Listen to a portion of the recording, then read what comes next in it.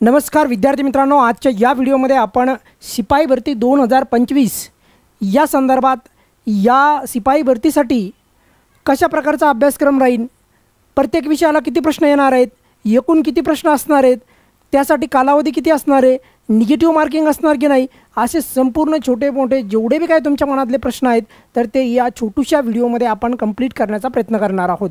सर्वात महत्त्वाचे म्हणजे तुम्हाला माहिती आहे की मुद्रांक नोंदणी व मुद्रांक विभाग जो आहे तर या अंतर्गत जवळपास 284 जागा आहेत आणि ही जी भरती आहे म्हणजे सिपाई भरती ही गट ड या वर्गासाठी आहे।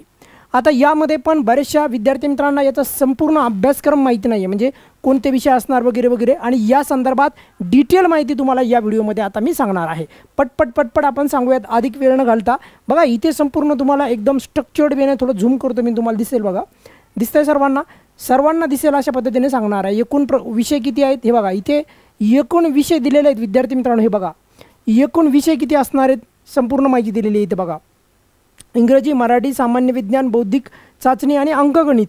त्यानंतर बघा एकूण प्रश्न किती असणार आहेत, एकूण प्रश्न 100 असणार आहेत, एकूण कमाल गुण किती असणार आहेत तर 200 गुण असणार आहेत, म्हणजे प्रति प्रश्न हा 2 मार्क्सला असणार आहे, प्रति प्रश्न हा 2 मार्क्सला असणार आहेत। असे एकूण 100 प्रश्न असणार आहेत आणि 100 प्रश्न म्हणजे 200 मार्क्सला असणार आहेत। आता यामध्ये आणखी एक महत्त्वाची गोष्ट म्हणजे तुम्हाला एकदा ओव्हरव्ह्यू देतो आणि त्यानंतर मग आपण डिटेलमध्ये बोलूयात।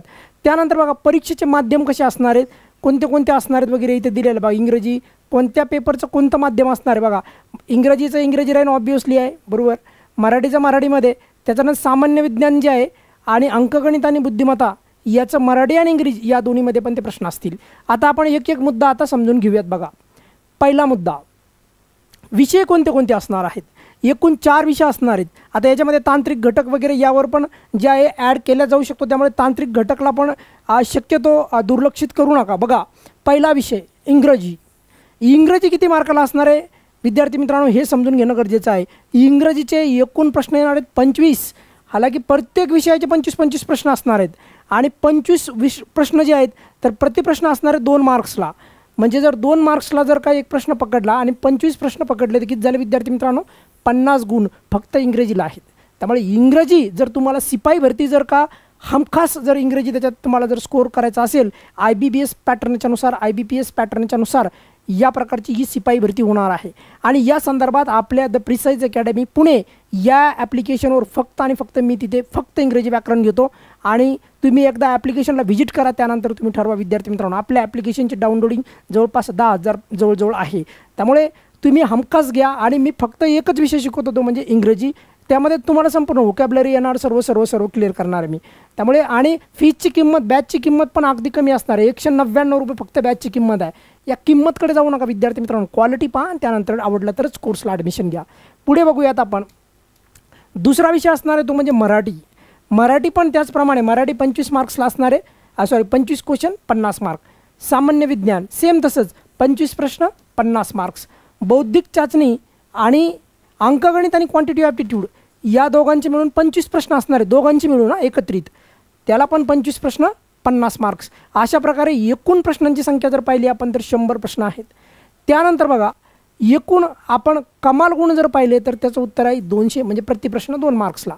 त्यानंतर अतिशय महत्त्वाचा मुद्दा म्हणजे माध्यम पण मी सांगितलं तुम्हाला, इंग्रजीचं इंग्रजी असणार, मराठीचं ऑब्वियसली मराठी असणार आहे, परंतु सामान्य विज्ञान आणि अंकगणित बुद्धिमत्ता चाचणी याला मराठी आणि इंग्रजी दोन्ही पण भाषामध्ये प्रश्न येणार आहेत असं इथे स्पष्ट दिसत आहे।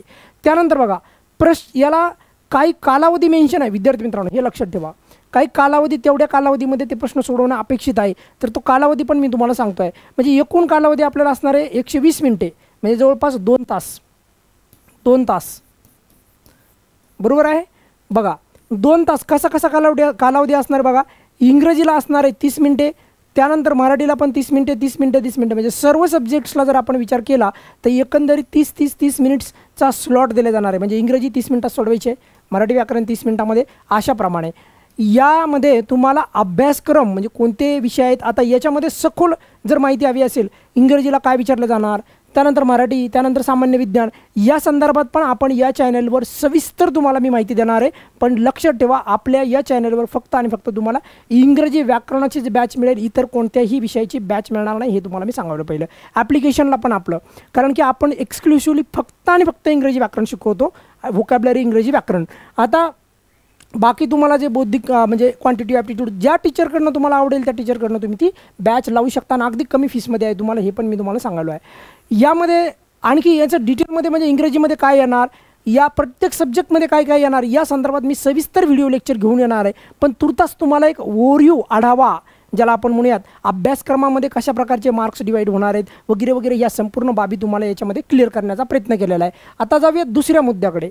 दुसरा मुद्दा की ग्रुप ड म्हणजे गट ड ही परीक्षा आहे आणि ग्रुप डी असल्यामुळे प्रत्येक प्रश्नांच्या उत्तरासाठी जे आहे 5 पर्याय दिलेत. बघा आता या अगोदर तुम्हाला सराव आपण 4 प्रश्नांचा केलेला असतो, पण या परीक्षेला 5-5 प्रश्न दिलेले आहेत. म्हणजे MCQs ऑब्जेक्टिव्ह प्रश्न असणार आहेत ऑब्व्हियसली, पण ते 5-5 पर्याय दिलेले आहेत. त्यामुळे हे थोडं जरा सरप्रायझिंग एलिमेंट तुम्हाला वाटू शकतो, पण ऑब्व्हियसली 5 प्रश्न, प्रत्येक प्रश्नाला 5-5 पर्याय दिले जाणार आहेत, हे लक्षात ठेवा.